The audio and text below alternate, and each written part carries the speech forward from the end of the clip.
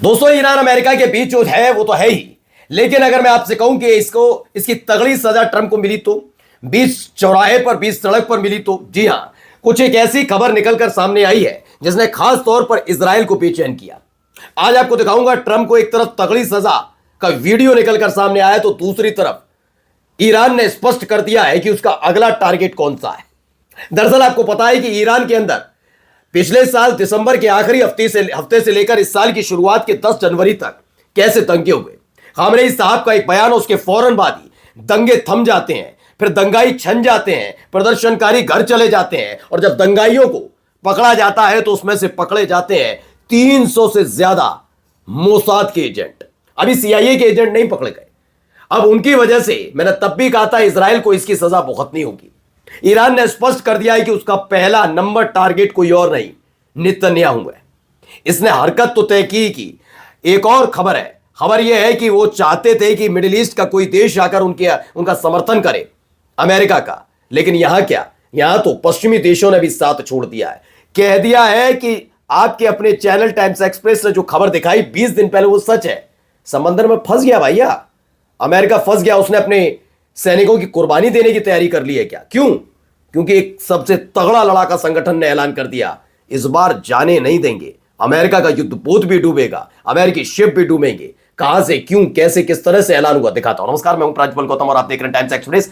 सबसे पहले शुरुआत क्या है भैया, ये देखिए वीडियो।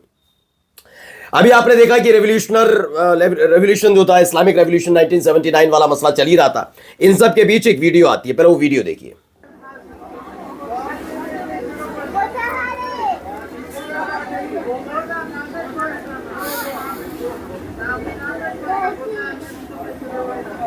कहां क्या हो रहा है मैं भी आपको दिखाता हूं, बताता हूं, लेकिन फिलहाल देखिए।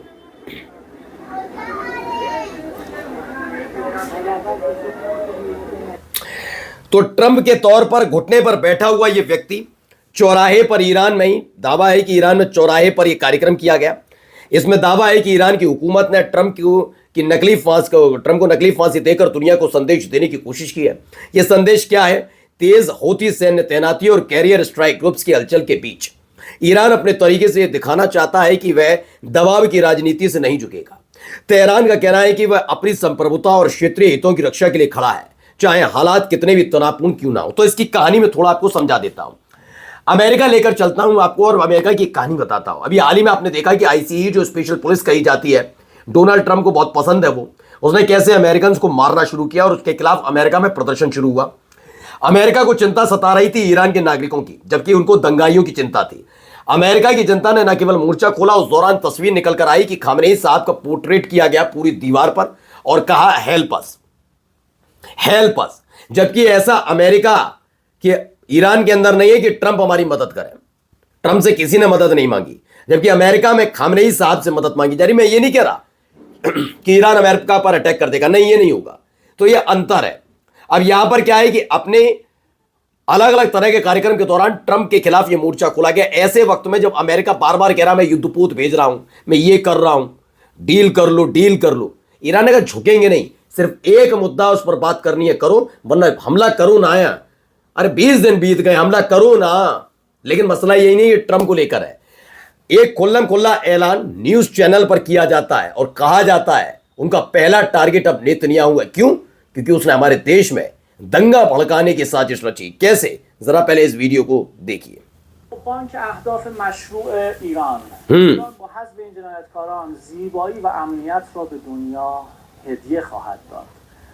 نفر اول بنیامین نتانیاهو، نخست وزیر رژیم صهیونیستی.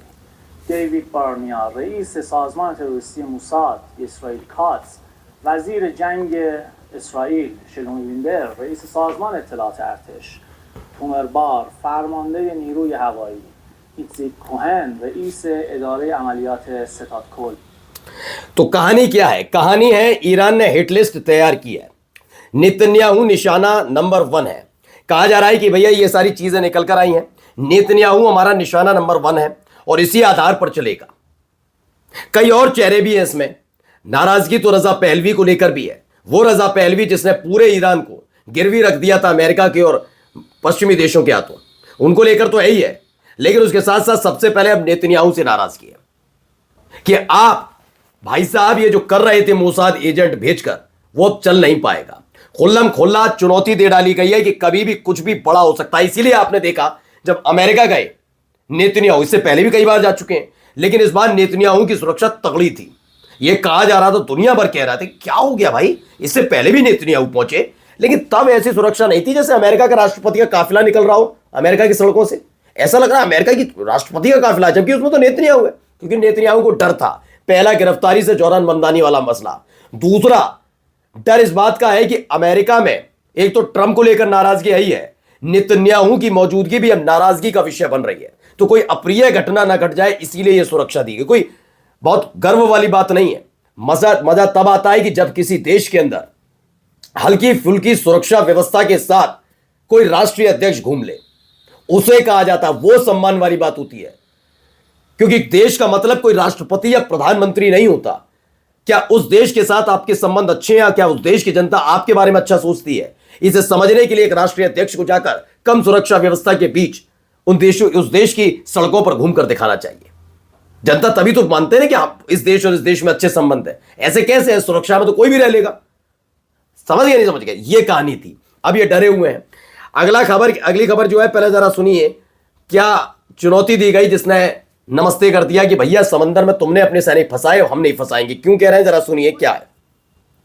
ولذلك فأي هجوم وعدوان أمريكي مساند للعدو الإسرائيلي ضد إيران في إطار الهدف نفسه الرامي لتمكين العدو الإسرائيلي من السيطرة على المنطقة كلها، وهذا ما لا يمكن السكوت عنه، لأنه يعني مصادرة حرية واستقلال وكرامة أمتنا واستعبادها وإذلالها ومسخ هويتها واحتلال तो ये है, आप जानते हैं, या सारी हैं, सैन्य प्रवक्ता है, हूती लड़ाके, आप जानते ही हैं।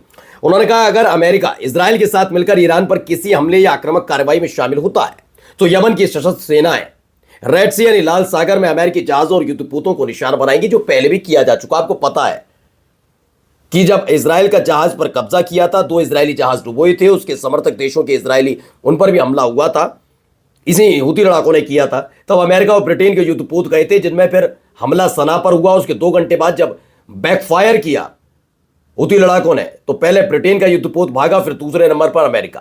कहा वही वाला दिन याद रखना, फिर करेंगे हमला, ये कह दिया स्पष्ट तौर पर।